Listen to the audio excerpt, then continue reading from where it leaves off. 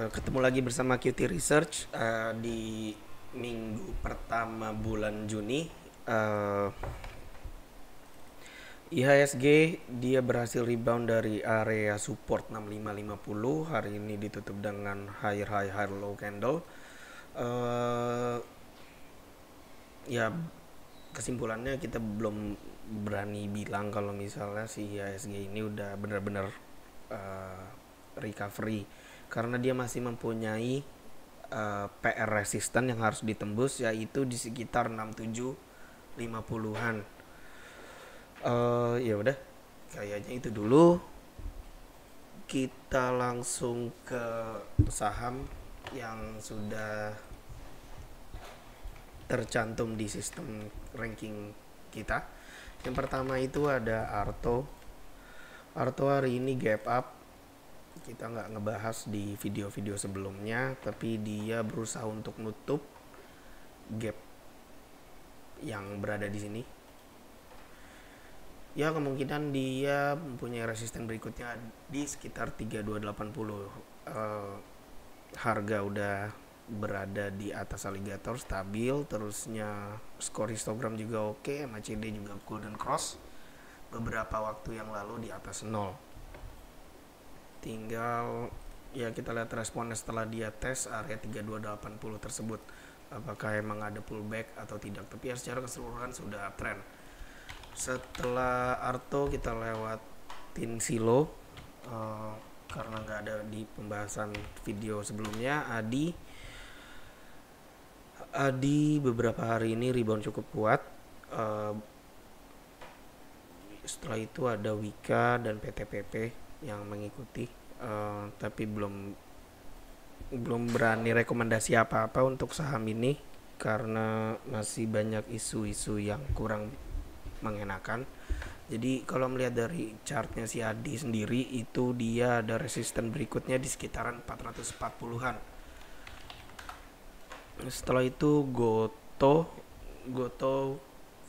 kita udah sempat bahas di video terakhir. Dia kan gap ditutup dengan gap up di tanggal 31 kemarin.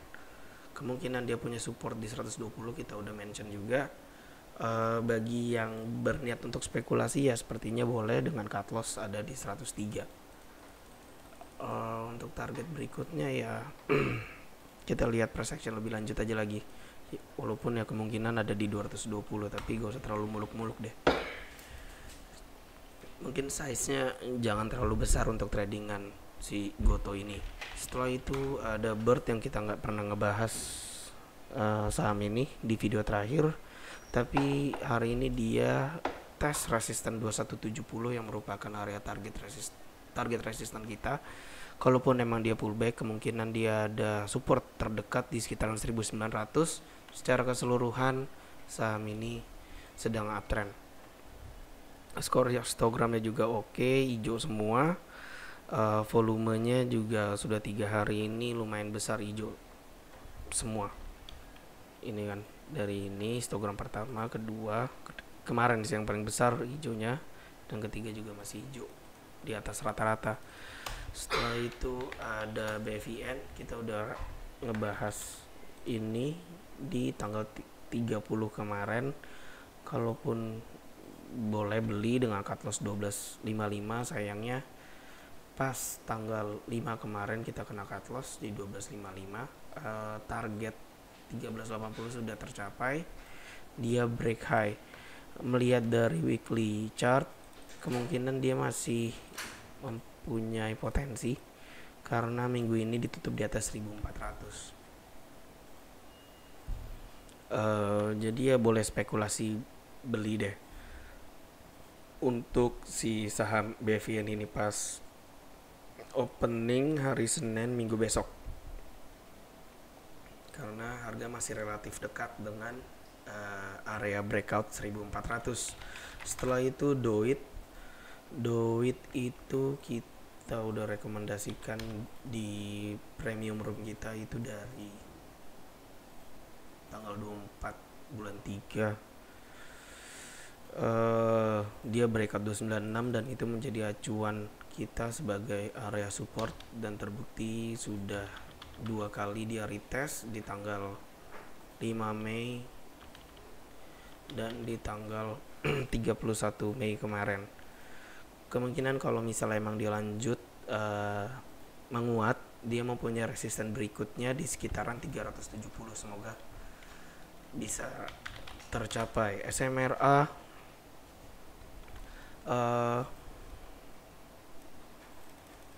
dia sedang tes resisten 735.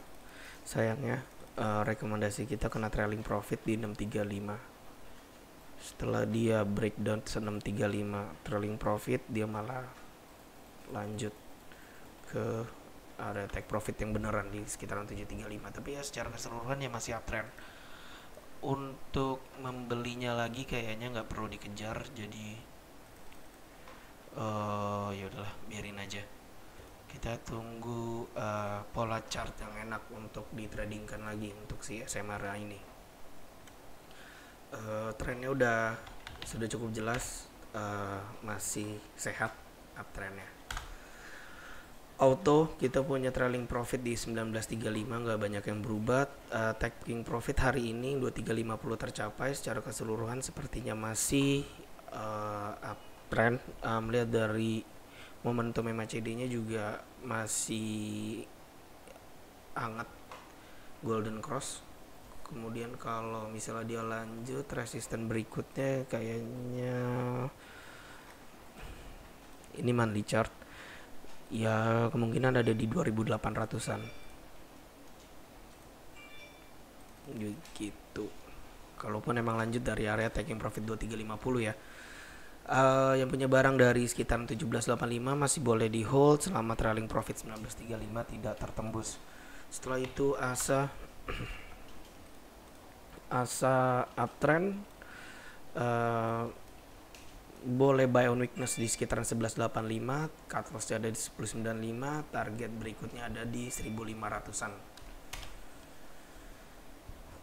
Jadi bisa dipantau dalam waktu dekat belinya kalau udah balik arah ke 1185 aja.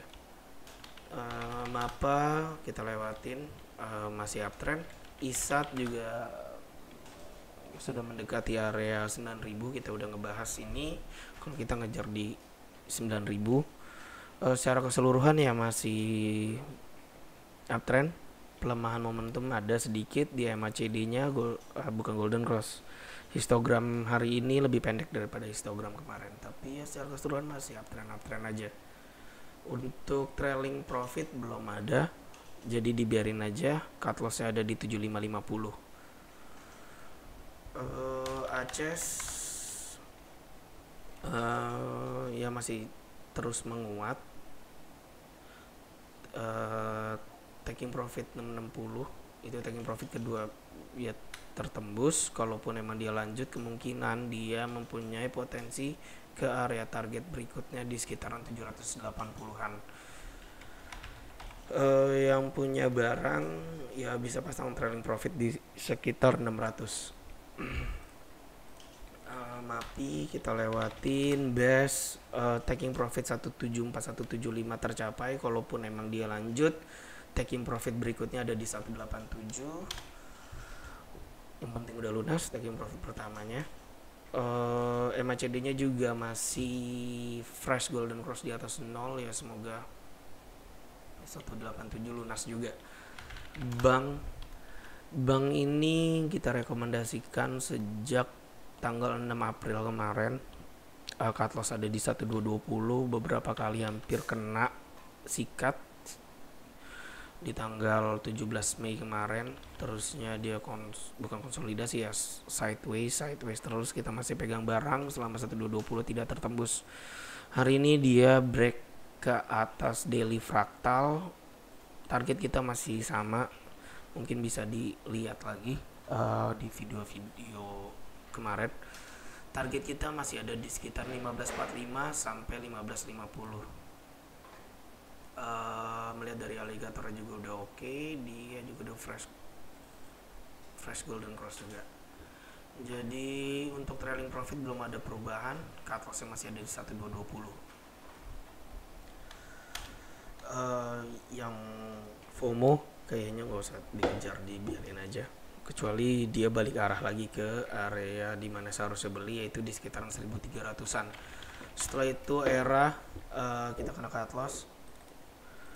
Jadi signalnya itu dari tanggal 19 Mei kemarin cut loss ada di 476. Beberapa waktu yang lalu, lebih tepatnya di tanggal 31 kita kena cut loss.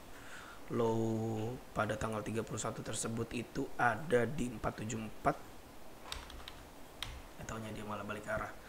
Kemungkinan sekarang melihat dari pola chart si era ini, dia mempunyai breakout point di sekitar 520 daily fractal. Jadi bisa dipantau kalau yang ingin mencoba buyback kembali. Jadi tunggu ada daily candle ditutup di atas 520, walaupun cut loss-nya rada jauh di sekitar 450. Jadi cut loss rada lebar, tinggal diatur size tradingannya berapa. Jadi jangan terlalu besar, jangan terlalu agresif sih, saran kami itu aja. Setelah itu jasa marga juga, kalau nggak salah kita nggak pernah ngebahas ini. Kalaupun emang dia lanjut, target berikutnya ada di 3.900 sih. Udah, itu aja untuk si jasa marga. Untuk belinya lagi kayaknya nggak perlu, jadi dibiarin aja kalau emang masih ada penguatan. Bismillah. Hari ini ditutup dengan engulf candle, kita punya trailing profit di sekitaran 12.05. Hari ini ke gocek, ya udah dibiarin aja, tapi keseluruhannya masih uptrend, walaupun melihat dari MACD-nya ada bearish divergence.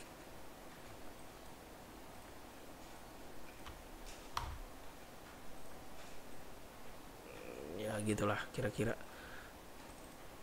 Kita zoom out. Ya. Bagi yang masih mempunyai barang, ya masih boleh di hold kemungkinan. Untuk penempatan trailing profitnya itu nggak usah terlalu agresif sih menurut masukan dari kita. Mungkin bisa pasang trailing profitnya itu di sekitaran 1100. Itu aja. Soalnya ini udah lepas nih barang. Menurut dari ulasan beberapa video yang lalu, CTRA jadi kita ngebahas itu pas masih harga berada di sini. Di beberapa video yang lalu kita masih buy on weakness, mencoba buy on weakness di sekitaran 10.35, tapi sayangnya pada tanggal 31 kemarin nggak terlalu nyampe level si 10.35, dia udah keburu lari. Ya secara keseluruhan masih uptrend. Beberapa waktu yang lalu, lebih tepatnya di tanggal 6, dia break daily fractal 11.30. Hari ini ditutup dengan engulf candle. Skor histogram masih oke, MACD juga masih bertahan di atas 0, walaupun volumenya ya mengecil, tapi melihat dari pola chart secara keseluruhan masih uptrend. Begitu. Dari beberapa saham yang kita udah bahas, 20 saham itu ya cuman ketemu ada Bevin doang sih. Jadi BVN kayaknya clear signal, hari ini ditutup di atas 1400-an. Jadi pas opening minggu besok ya boleh dipertimbangkan untuk beli kembali. Ranking in kita udah bahas semua, ranking out kok nulisnya out. NISP ya masih kuat-kuat aja sih. Tapi kenapa out ya? Lewatin Raja. Kalau nggak salah kita bahas juga di video terakhir, kita punya trailing profit di 11.20. Buat yang punya barang atau masih ngehold nih barang, belum sempat update trailing profit, ya tinggal di update aja yang sebelumnya 9.10 cut loss, jadi trailing profit 11.20. resiko pegang barang raja ini. Secara keseluruhan ya masih uptrend sih. Friend kita lewatin, nggak begitu mengerti. MNCN kita nggak pernah ngebahas di bareng juga, tapi kita udah call di room kita. Dia break ke atas 655, sepertinya signal beli. Cut loss ada di 630. Beberapa waktu yang lalu kita hampir kena sikat di 630 tersebut, tapi kita masih nge-hold harga. Dan 2 hari belakangan termasuk hari ini taking profit tercapai di sekitaran 700 sampai 710.